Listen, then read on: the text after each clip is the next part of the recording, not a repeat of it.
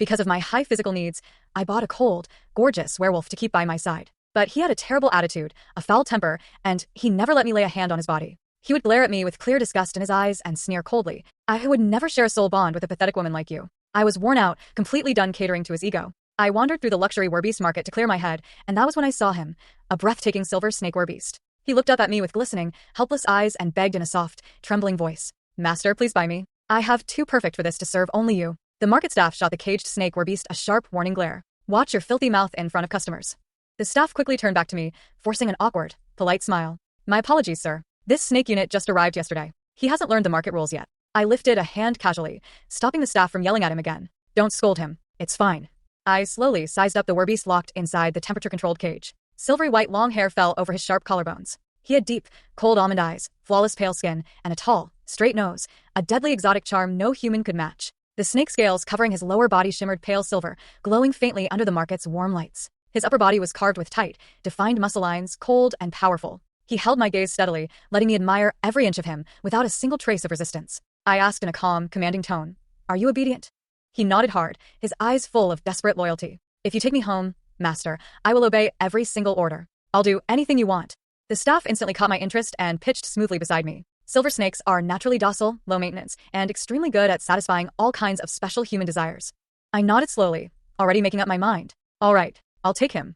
Bright, pure joy instantly bloomed across the snake's handsome face. His thick silver tail slipped out through the cage gap, gently coiling around my neck. He rubbed the cold scales lightly against my jaw, the gesture soft, clingy, and eager to please his new master. The market purchase contracts were complicated, and raising a snake required tons of special temperature control supplies. The staff told me to come back in 3 days to finish the pickup process. Before I left, his tail still refused to let go of me. I chuckled softly, patting the cold scales. See you in 3 days. He slowly retracted his tail, his eyes turning red with unease. Master, don't go back on your word. I'll wait patiently for you to come get me. He lowered his head, looking pitiful and insecure, like he feared I would abandon him without a second thought. Honestly, if the rules allowed it, I would have taken him home right that second. I headed home in an excellent mood. The second I stepped through the front door, Dominic Hunter, my contracted werewolf, pulled a terrifyingly cold expression and blocked my way. Where were you? Why are you coming home so late? I'm starving. Feed me. Dominic was the wolf I bought 3 months ago. Back then, he was the most eye-catching werebeast in the entire market. Wild, handsome, and powerful-looking. I thought I'd picked the perfect one. But after bringing him home, I realized he was insufferably high maintenance and spoiled rotten. Werewolves were extremely territorial, so I moved out of my luxury high-rise penthouse just to buy a 3-story private mansion for him alone. He had an outrageous appetite, so I hired an exclusive top-tier chef who specialized in werebeast nutrition just to cook his meals. I gave him everything he ever asked for. But he only let me hug him occasionally, never kiss him, never touch his sensitive ears, and he absolutely refused to form a soul bond with me. Once, I took him to a wealthy elite werebeast banquet. I watched other people's werebeasts act affectionate and obedient on their master's laps, the werfox sitting obediently, the wererabbit dancing cutely to entertain the crowd. Only my wolf sat in the corner throwing a childish tantrum just because I handed him a slightly sour grape. It was humiliating and unfair. After the party ended, he acted like he was doing me a huge favor by carrying my drunk body home on his back. Yet the second we reached the bedroom, he threw me roughly onto the mattress without any mercy, nearly breaking my spine. I snapped at him angrily, listing every single thing he had done wrong, his terrible attitude, his coldness, his refusal to satisfy me. Instead of apologizing, he shot back ruthlessly. You're a freak. Neither male nor female. I'll never bond with someone like you. I was so furious, I actually laughed out loud. A total ungrateful parasite. I told him the truth about my body the very day I signed the contract and brought him home. Why pretend to be disgusted only after I'd spoiled him for months? Soon I figured out the real reason. It was never just about my body. He had been eyeing my rich, powerful older sister, Rebecca, this entire time. I would never swallow that humiliation. All my affection for Dominic vanished completely. Right then, I decided to replace him with a better, sweeter werebeast. I glanced at Dominic lazily, no warmth left in my voice. We have a private chef at home. If you're hungry, feed yourself. Dominic frowned, acting coquettish and unreasonable. But I want you to feed me personally. I shot him down coldly. You have hands. Use them. He stared at me in complete shock, his wolf ears twitching irritably. Riley Vance, why are you talking to me like this? Did you wake up in a bad mood today?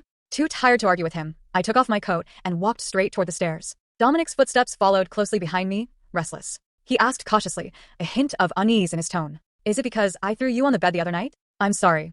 I've never carried anyone before. Werewolves are naturally rough and strong. I kept silent, not bothering to reply. His temper flared again instantly. I already apologized. Don't push your luck, Riley. I grabbed my bathrobe and turned to look at him expressionlessly. Dominic, you're free. You can go back to the werebeast shelter or find a new wealthy master. Your choice. Dominic's face shattered instantly, his eyes wide with panic. What do you mean? Are you doing this just to make me beg for attention?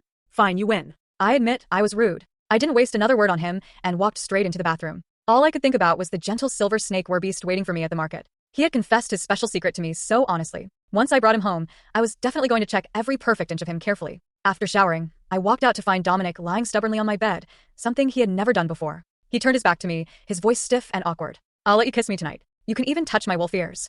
In the past, this small concession would have made me soften immediately. I had only touched his ears once, on the first day I brought him home. After that, he never allowed it again. But one day, when my sister visited, Rebecca casually rubbed Dominic's ears, and Dominic not only didn't get angry, he blushed. The memory made my cold anger flare again. I used to be far too forgiving. I didn't even glance at him, my tone icy and final. "I don't want to kiss you. I don't want to touch you. Go back to your own room. Tomorrow morning, you leave my house for good." Dominic lost his temper completely, jumping off the bed and glaring at me fiercely. "You'll regret saying this." He slammed the bedroom door so hard the walls shook. I didn't care at all. I lay down and opened my phone, scrolling through the snake werebeast photos the market had sent. The more I looked, the more I couldn't wait to bring him home. The next morning, my family called and ordered me to go home for a mandatory dinner. In that cold family mansion, I was never more than an extra shadow. They only invited me to dinners to keep up their perfect wealthy family reputation. Dominic leaned over to eavesdrop, his wolf tail wagging eagerly. "I'm coming with you." I scoffed silently, seeing right through his plan. He just wanted to see my sister, Rebecca.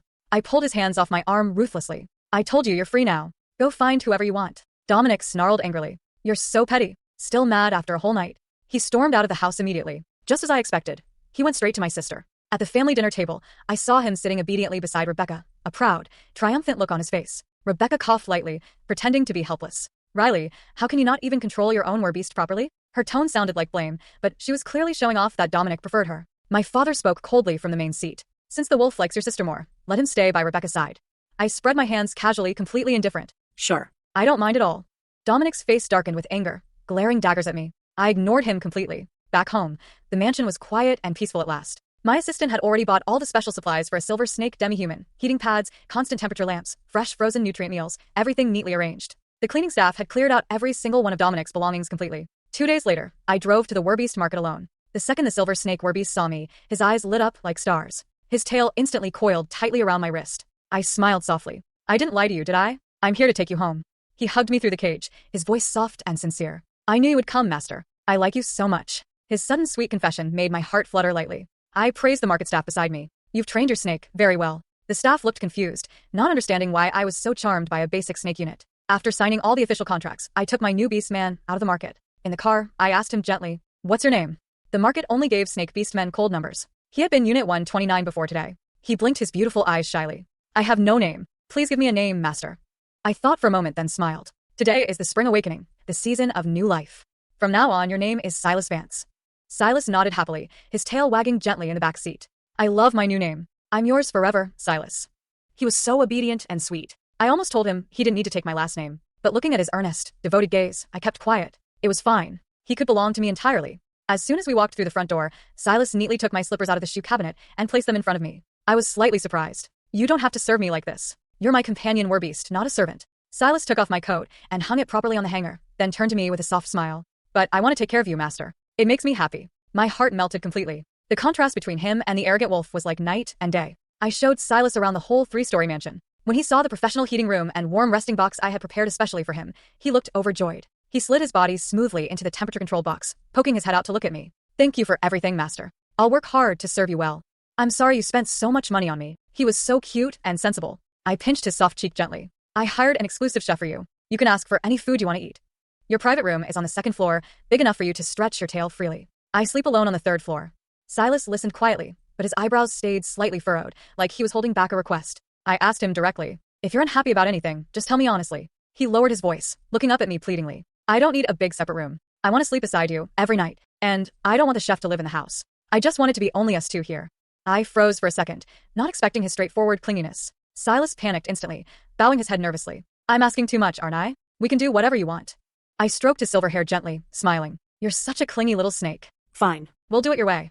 Joy bloomed across his face. He stood up and hugged me tightly. There was a faint, cool, natural scent on his body, addictive and calming. I couldn't help quietly breathing in the scent. Silus suddenly whispered in my ear, "Master, let me carry you to bed to rest." I cleared my throat lightly. "I need to take a shower first," he offered again, obediently. "Then I'll carry you to the bathroom."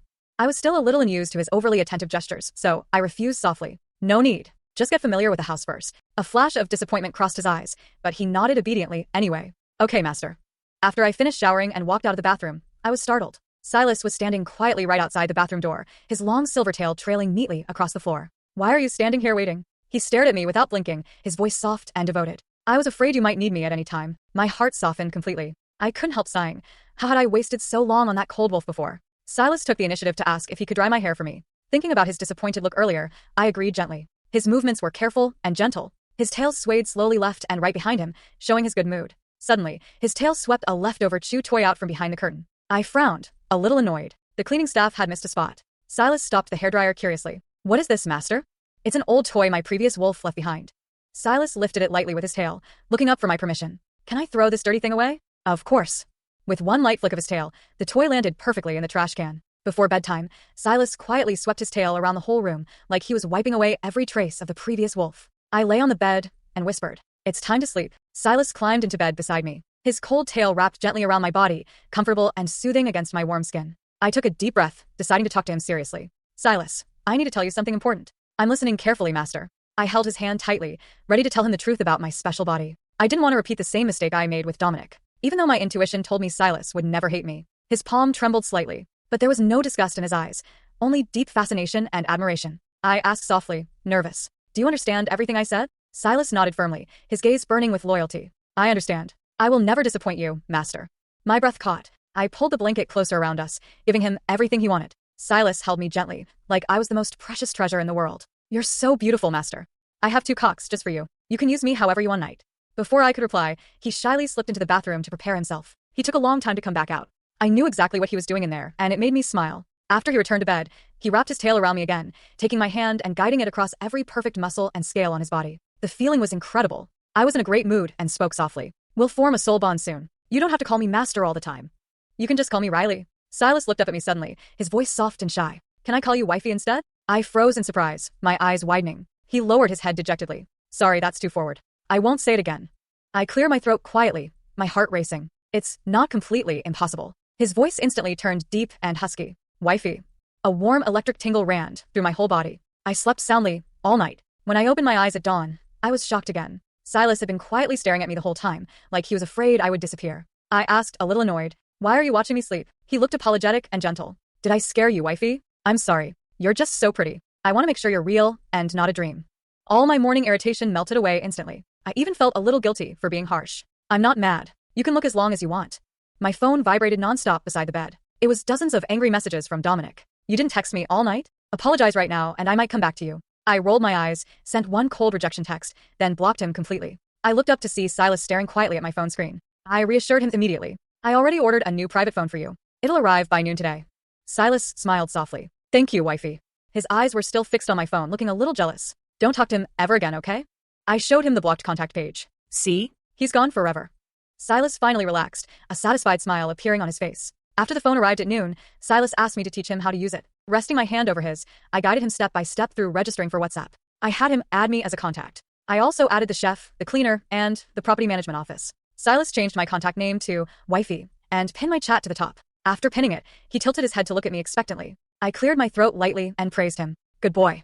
He kept looking at me, without saying a word. I was a bit confused until I noticed him staring at my phone. Amused, I unlocked it and pinned his chat to the top as well. Though I didn't change his contact name to Hubby, I left it as simply Silus. Silus still seemed satisfied with that, gently nuzzling his forehead against mine. Right then, the sound of the front door unlocking echoed from outside. Dominic opened the door, holding a bouquet of flowers in his hands. The moment he saw the scene inside, the smile on his face vanished instantly. He pointed at Silus and stormed over aggressively. "Who is he? Why is he in our house?" I took Silas's hand and pressed a kiss to the back of it. "He is my beast man." Dominic's eyes widened in fury. "I am your beast man. Riley, did you deliberately bring a cold-blooded, stinking snake into the house just to piss me off? Your tricks are so pathetic." Silus stood protectively in front of me, glaring hostilely at Dominic while his snake tail flicked restlessly. Dominic's wolf tail bristled as well, taking on an aggressive stance. I stepped forward and said to Dominic, "If anyone here is cold-blooded, I'd say it's you." "Dominic, I made it very clear a few days ago. I don't want you anymore." The confident expression on Dominic's face vanished, replaced by rising panic. I continued, "Your things are with property management. Go get them yourself. There is nothing of yours left in this house." Right in front of him, I deleted his fingerprint from the lock system. I waved at Silus, who was still glaring fiercely at Dominic. "Come here and register your fingerprint." Silas's expression brightened instantly. He walked over briskly, saying, "Okay, wife." Dominic glared daggers at Silus, demanding, "What gives you the right to call him wife? He is my master. Get the hell out of our house." Under my guidance, Silus successfully registered his fingerprint. He looked directly at Dominic and repeated, word by word, Riley is mine. Dominic sneered. You're just a useless snake. What right do you have to fight me for him? Do you have any idea how good he is to me? How much he spoils me? He's just throwing a tantrum right now. He would never abandon me. Just as Dominic finished speaking, the estate security guards I had called arrived. I pointed at Dominic and said, he's trespassing. Please take him away and don't let him into the community again. After apologizing, the security guards escorted Dominic away. Before he left, Dominic kept roaring, Riley, you're going to regret this. I wouldn't regret it. I was only worried about how to coax my angry snake man. Ever since Dominic had been dragged away, Silas's spirits had been low. Right now, he was hiding inside the massive heated terrarium beside the floor-to-ceiling windows, curled up quietly in the corner, looking lonely and pitiful. I said softly, Silus, come out. He kept his head lowered, only glancing at me when he heard my voice. In a small, quiet tone, he asked, are you going to abandon me? Are you still going to bring that rude wolf back home? His tone wasn't questioning. It sounded more like a statement of fact. A sharp prick of pain pierced my heart. No, I said tenderly. I won't abandon you, and I certainly won't bring him back home. From now on, you are my only beast man. Silas didn't look quite as downcast anymore, but he still refused to come out. I sighed, took out my phone again, and changed his contact name to husband. Staring at the unfamiliar contact name, I felt inexplicably awkward, but I didn't hate the feeling. I handed the phone to him, so he could see it. The contact name is changed. Silas's eyes lit up, and a faint blush appeared on his pale cheeks. He slithered smoothly out of the terrarium. I reached out and hugged him, my tone affectionate. You little jealous thing. After holding him for a while, we slowly pulled apart. Silus stared at my lips and suddenly said something shocking again. Wife, can I kiss you? I looked up, the corners of my lips curling into a smile. You're already calling me wife. What do you think? Silus cupped my chin and leaned in for a kiss. This was my first kiss. It felt incredibly magical. My whole body went soft and numb. Silas's lips were cool and soft. Just as my legs were about to give out, his snake tail wrapped around me, pulling me tightly against him. When the kiss finally ended, my face was completely flushed. My assistant called, saying there were urgent documents that needed my signature. Only then did I snap back to reality. I had been too preoccupied with the snake man these past few days. I hadn't even gone to the office. Silus seemed incapable of being apart from me for even a second. He insisted on tagging along when I went to work, and honestly, I reveled in it. Later, I brought Silus along to a gathering with friends. Silus was incredibly aloof around strangers, speaking only when spoken to. Sitting right beside me, he poured my drinks and fetched my food. His hands were never idle. The moment everyone saw Silus, they gasped in amazement. Holy shit, Riley, where did you find this beast man? How come I never see a top-tier catch like this at the beast man market? He's so handsome, it's unreal. Seriously, what kind of blessed life are you living?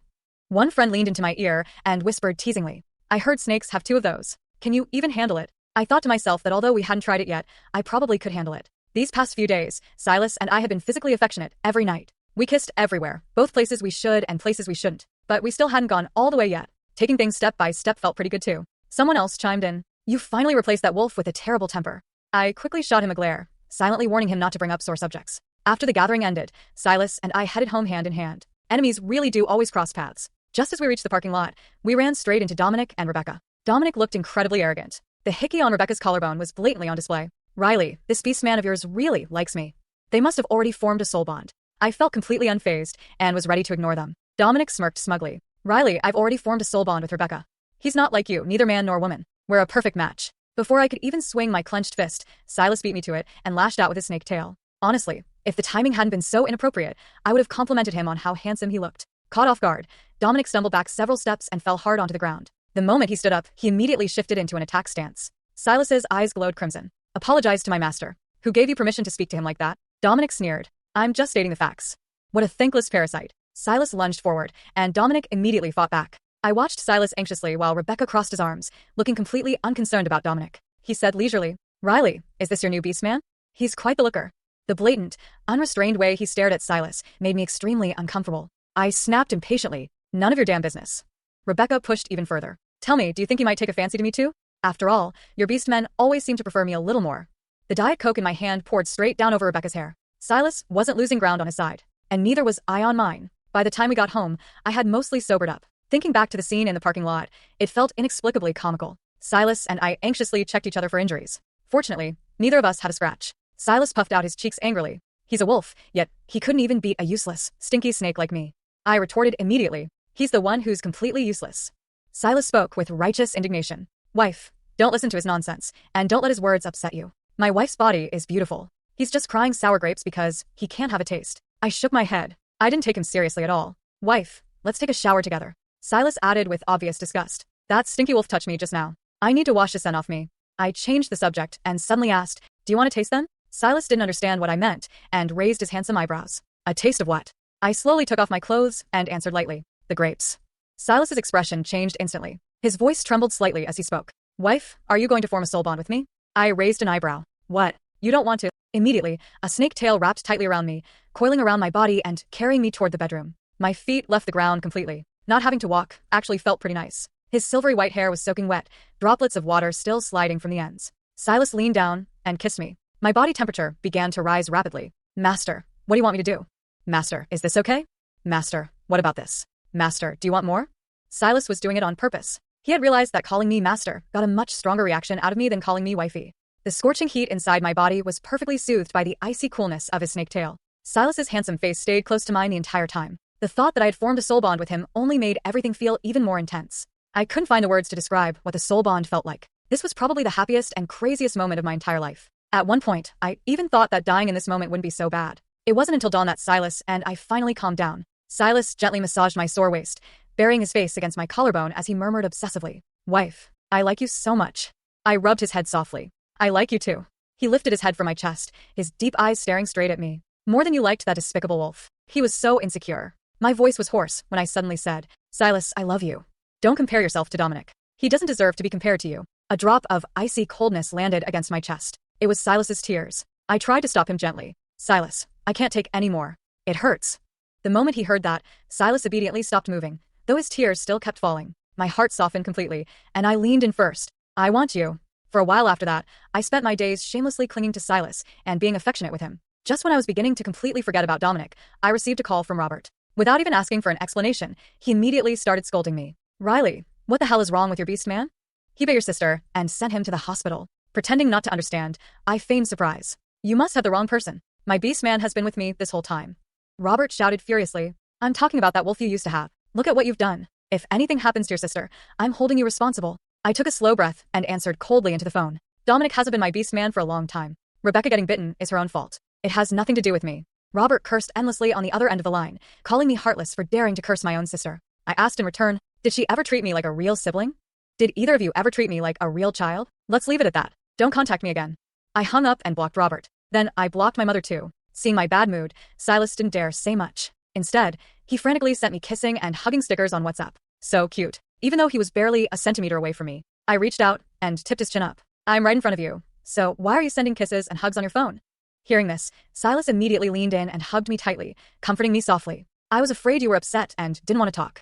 Don't be angry because of them. They're bad people. They treat you poorly. You have me, and you still have your friends." I replied in a low voice. "Yeah, I know. I'm already used to it." Before bed, I rambled on and told Silus a lot about my past. If there was anything Robert and his wife regretted most in this life, it was probably deciding to have a second child and giving birth to a freak like me, neither male nor female. They believed I brought shame to the Vance family. In their hearts, Rebecca was their perfect daughter. I was the disgrace of the Vances. Relying on her parents' favoritism, Rebecca also gave me the cold shoulder and belittled me ever since childhood. Sometimes, I genuinely felt that growing up in such a family, yet still managing to survive like this and even build a considerable career of my own, was nothing short of a miracle. I said to Silus, feeling deeply fortunate. "But I still feel very lucky, because I found you at the Beastman Market." Silas's eyes turned red again, swirling with complicated emotions. He said softly, "With me around from now on, they can forget about ever bullying you again. Riley, being brought home by you is the luckiest thing that has ever happened to me." I let out a soft laugh. "You like me that much?" Silus nodded seriously. "Yeah, very much. I've liked you for a very long time." I didn't quite catch that last sentence, as my mind slowly drifted off to sleep. After work one evening, I was cornered by Dominic downstairs outside my company again. He looked significantly more haggard than before. "Riley, I was wrong. Please forgive me, okay? I said those things in the parking lot on purpose that day. I was jealous seeing you with that snake man, so I just blurted out whatever came to mind. I've never despised you. Whenever I threw tantrums before, I just wanted you to comfort me. I truly regret it." He reached out to grab my hand, but I shook him off immediately. "Let's go form a soul bond right now, okay? I'll satisfy you properly." I looked at him wearily. "Dominic, the most regrettable decision I ever made was buying you in the first place." Dominic's pupils constricted, his face turning deathly pale. He desperately tried to grab my hand again. "Save me, please. I bit Rebecca, and she won't let me off." I spread my hands indifferently. What does that have to do with me? I ignored Dominic's desperate pleas and drove home, never noticing the hateful glare reflected in the rearview mirror. The moment I got home and saw Silus collapse on the sofa in unbearable agony, my blood ran cold. At the hospital, the doctor explained that Silus had accidentally consumed wolfsbane potion. Silus lay weakly on the hospital bed, his face pale, his snake tail loosely wrapped around me. I immediately told my assistant to investigate the situation. The answer came back quickly. Dominic had secretly bribed the family chef to intentionally slip the wolfsbane potion into Silus's drink. The chef was apprehended on the spot. As for Dominic, since he wanted to play dirty, he couldn't blame me for being ruthless in return. I made a call to the Beastman agency. I also arranged for someone to leak the news to Rebecca that Dominic had been repossessed by the agency. Given her vindictive personality, she definitely wouldn't let Dominic off easily. After settling everything, I sat beside Silus and held his hands tightly in mine, my heart aching as I watched him lying there with his eyes closed. Suddenly, his fingers twitched and his eyes slowly fluttered open. I immediately asked anxiously, "Silus, how are you feeling?" He replied weakly, "I'm sorry. It's my fault for making you worry." I frowned immediately. "You're the victim here. None of this is your fault." "Honey, why did this suddenly happen to me?" I carefully explained the entire situation to him. He lowered his eyes sorrowfully. "I don't know what I did wrong to make that werewolf treat me like this. It hurt so much. I really thought I was going to die. That I'd never get to see you again." My heart melted completely, and I pulled him into a tight embrace. "It's my fault. I didn't protect you well enough. Don't worry. I won't let Dominic get away with this." Buried against my chest, Silas's lips curled into a faint smirk where I couldn't see it. Life didn't become easy for Dominic after he was repossessed by the Beastman agency. I heard Rebecca had pulled strings behind the scenes to make Dominic's life a living hell inside the agency. But none of that had anything to do with me anymore. After submitting the evidence proving Dominic had maliciously harmed another Beastman, the agency asked me to come in and sign the confirmation papers. It was there at the agency that I saw Dominic for the last time. He looked completely deranged, his eyes filled with pure hatred. Rebecca has so many Beastmen. He's a monster. What gives him the right to treat me like this? And that snake Beastman, what gives him the right to replace me? Why didn't that potion just poison him to death? I stared at him coldly through the bars of his cage. Suddenly, Dominic spoke again. No, he framed me on purpose. He definitely knew it was Wolfsbane potion. I knew he wasn't some ordinary snake beast man the day we fought. Dominic sneered at me. "Riley, you've been played." I replied nonchalantly. "Dominic, you don't even compare to a single one of Silas's fingers. Even if he's playing me, I'm more than happy to spoil him." Dominic stumbled backward, crashing hard into the iron bars of his cell. I didn't spare him another glance. I simply turned around and walked away without hesitation. As soon as I got home, I went straight to Silus for answers. Silus admitted everything immediately. "I'm sorry, Master. I just wanted to make sure he would never appear by your side again." I was definitely angry, but not because he had lied to me. I was angry because he had been so reckless with his own body. He had no idea how much it terrified me to see him lying unconscious in that hospital bed. I gave him the cold shoulder for 2 whole hours. Silus spammed my WhatsApp with endless cute apologetic cat and dog stickers. Wherever I went, he followed closely behind me. He even followed me into the bathroom when I went to shower. I ignored him and started stripping off my clothes. "Honey, I was really wrong. I shouldn't have lied to you. I promise I'll never gamble with my own safety again." Hearing that he had finally understood the real issue, I relented and finally glanced at him. Seizing the opportunity, Silus knelt before me in the mist-filled bathroom. "Master, can you get pregnant? Let me make you pregnant, okay? I want to have a baby with you. Master, the grapes have grown big, like oranges. Master, you are truly beautiful." I couldn't speak at all. Later, I heard that Rebecca had been left with extensive scars across her face, permanently disfigured. The truth about Rebecca recklessly abusing beastmen was also exposed to the public. The Vance Group's stock prices plummeted overnight. Robert and his wife were consumed by stress every single day. But none of that was my concern anymore. The roses in the courtyard bloomed beautifully. A small bird flew freely across the sky. Silus wrapped his arms around my waist from behind. "Master, do you still want to turn into a little bird now?" What did he mean by now? My thoughts buzzed in confusion, and suddenly, a distant memory surfaced. It was during a spring field trip in 6th grade. Back then, I was withdrawn and never got along with my classmates. I sat alone beneath a large tree, lost in a daze. Looking up at the birds in the sky, I quietly said, "I want to become a bird too, to feel the wind freely." Suddenly, something cold brushed against the back of my neck. A snake had dropped down from the tree above me. Anyone else would probably have screamed in fear, but I didn't. I looked at it calmly and thought, is it going to bite me? Go ahead and bite me then. I don't really want to live anyway. The snake simply stared at me without moving. Only then did I notice that it was injured and bleeding. Footsteps approached from behind. A man called out, "Hey, kid. Did you see a snake around here?" I immediately pulled my collar tighter around my neck. No. The man walked away regretfully, muttering to himself, "What a pity. That kind of silver-white snake makes delicious stew." After the man disappeared into the distance, I carefully opened my collar again and whispered to the little snake, "Run far away. Don't let bad people catch you." The snake stared at me quietly. Then it suddenly rubbed its head gently against my cheek before slithering away. That time, I was genuinely startled. I hurriedly ran back to my teacher and classmates. As the memory resurfaced completely, the image of that tiny silver snake from years ago overlapped perfectly with Silas's silver tail now. I stared at him in complete shock. "You're the snake that fell from the tree back then?" Silus nodded, looking slightly aggrieved. "Wifey, you finally remembered me." My heart shook violently. I asked excitedly, "So, you came looking for me on purpose?" Silus nodded again. "Master, thank you for saving me back then. And thank you for buying me and taking me home." My eyes suddenly felt warm and stinging. So Silus and I had actually met a very, very long time ago. Deeply moved, I whispered softly, "I should be thanking you too. Thank you for finding me." Then I answered the question he had asked earlier. "I don't want to become a little bird anymore." Silus asked quietly, "Why?" I smiled gently at him. "Because I have you now." Moral of the story: if your werewolf calls you a freak, eats your food, flirts with your sister, poisons your new snake boyfriend and still expects you to take him back, block him, upgrade to a silver snake, and live happily ever after. Also, never underestimate the quiet clingy guy sending WhatsApp stickers. He might secretly be your soulmate from elementary school.